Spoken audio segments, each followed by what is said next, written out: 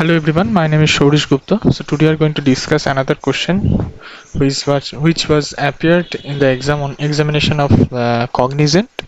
Hey, you ready for the future? Tekno UF is here with premium prep materials, no need to fear. Cognizant, Accenture, TCS, and more. We'll get you ready, open up that door. So the question is like this: you are given a line of vehicles V representing the integer array P, where each element of the array denotes the current petrol amount of each vehicle. In front of each vehicle is a petrol stand. You are also given another integer array S of the same length V, where each element is either 1 is representing the petrol stand has petrol, and 0 is representing the stand is empty, there is no petrol. At every interval, each vehicle whose petrol stand has petrol doubles its current petrol amount, and this process happens for n intervals. You have to simulate this process for n intervals, and your task is to find and return an integer array representing the updated petrol amounts of all vehicles. So the input specification, like at the input 1 we will get the size v, we'll take the value v in let it make as in. I am taking it as, let it be here v. Actually in the code I am just taking it as in, and the input 2 is an integer value. Okay, the n is this one representing the number of vehicles. Input 2 an integer value n representing the number of intervals. Okay, input 3 an integer array p representing the petrol amounts of each vehicle, and input 4 an integer array s representing the petrol availability in the petrol pump, okay, or gas station. So now let's discuss one example here, then I move to the code. So suppose the value of v is 5. So I'm just representing 5 as the size of the array p, as well as the size 5 will be there for the array s as well, because one p is representing the petrol level of the 5 vehicles, and s is representing the petrol availability of 5 petrol pumps. So and 2 is representing the number of intervals, and these are the arrays. This is p and this is s. Now we just need to check that here we can see that for the first car the petrol limit is 1, and the nearest petrol pump the value is 1. It is representing that the petrol pump has the petrol is available in that one. So but for the second one it is not available. So what will be the output, as because we know the number of interval is 2, so we just need to multiply 2 of those elements of the array of p, where those indexes of the array of p, where in the same indexes of s the value 1 is present. So for the first element I can see that in the array s also the first element is 1, so we can easily make it double, so doing 2. Now coming to the second element of the array p and the value is 2, but the second element of the array is the value is 0, so we cannot change anything, so it will be remain 2 only. Now coming to the third element, and the third element I can see that the value of p is 3 and the third element is 1, so we can make it double. So I'm just multiplying 2 with 3, it will be 6.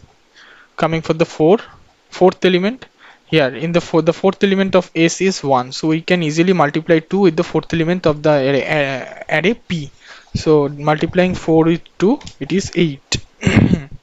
But coming to the last one, the last element of s is 0, so that's why we can't will not doing any change in the with the last element of the p. So after the first interval, the value will be like this. Again, we will do the same thing. We will check this array with this S. So this is going to be our new array P. So again we will check in the new array the first element is 2, and in the S array the first element is 1. So I can easily multiply 2 with the first element. Similarly, for the second one we cannot do, as because the second element of the array S is 0. Coming to the third one, we can easily multiply 2 with 6, as because the third element of S is 1. It means this petrol pump, like petrol is available in this petrol pump. Coming to the fourth one, here also the same thing will happen, because the fourth element is also 1. So it will be we can easily multiply 2 with 8, so it will be 16. I'm sorry if you're not here. It will be 16, and the last one will not change because the last element of the array S is 0. So this is the whole clarification or explanation of this problem. So let's move to the program. Then I want you to have the most loved, most trusted prime materials for Cognizant, in which you will get all the recent aptitude questions, .NET, Java, Python coding questions with answers, then SQL, HTML, CSS, JavaScript, communication assessment help, and mock test, free mock test and interview experience. Everything is available. As you can see, students are giving us this feedbacks 4.4 stars, and also you can see this is the feedback students are giving. And let me show you what type of PDFs you will get. So if you purchase this type of multiple PDFs you will get, and you can see this is the question and explanation are given.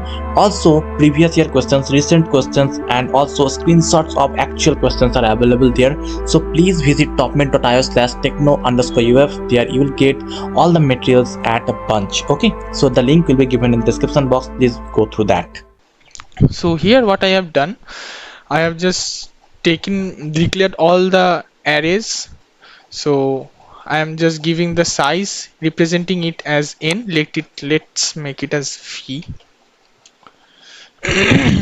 Now it is the k, it will be n. This is the enter the interval. I am taking the interval value in the n. Now here I am just declaring these two arrays. P is representing the petrol level in each vehicle.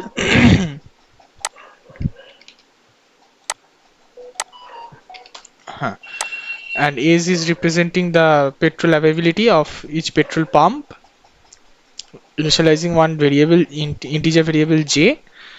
And here I am just taking the user input of both of these arrays, P and S. Now what we need to do, we just need to do the checking. So here what we can do, so at first we have to check the number of intervals, how many times it will happen. So here also we have to do the nested loop.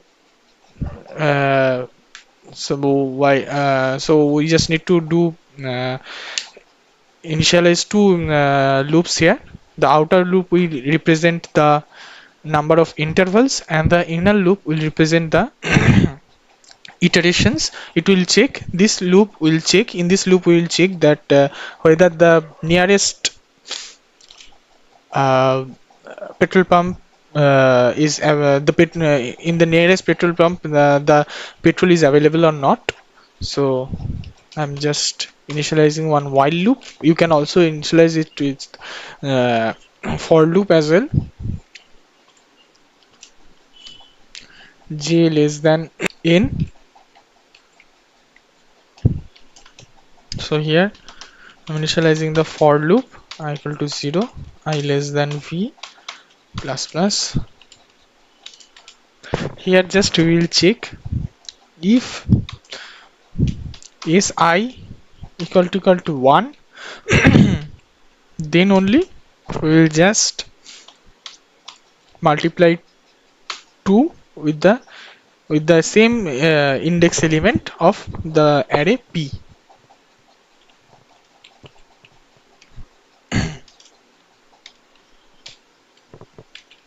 Okay, and here we just need to increase the value of J. This is the only thing we need to do here, nothing else. What I'm just doing, the outer loop is representing the number of intervals, and the inner loop is just representing the checking. In this inner loop, we are just do the checking through this if condition, whether the nearest petrol pump is available, petrol pump has the petrol or not, whether the petrol is available or not in the nearest petrol pump. That the only thing we just need to check in this if condition.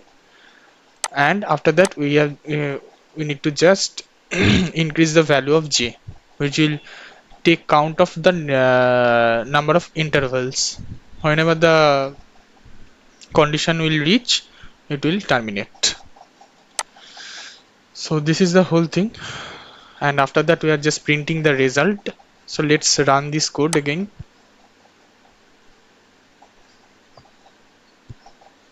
So I'm just entering the size as 5, so it is representing the size of P and the size of S, and both. Enter the number of intervals. I'm giving interval is 2. Enter the card details. I'm giving the card details.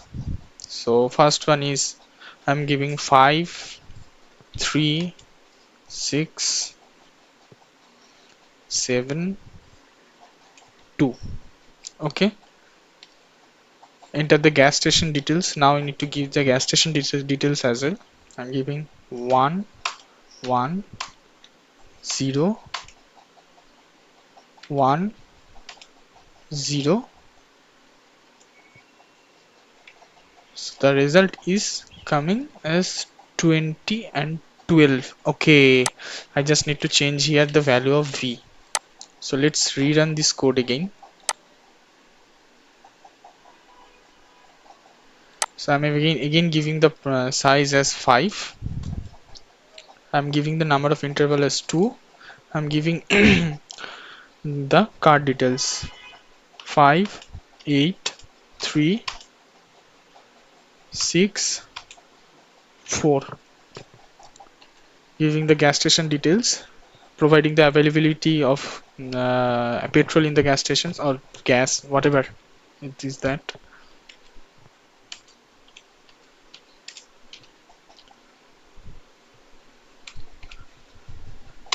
So the output is like this. So what we have given 5, 5, 8, 3, 6, 4. So let's go to here.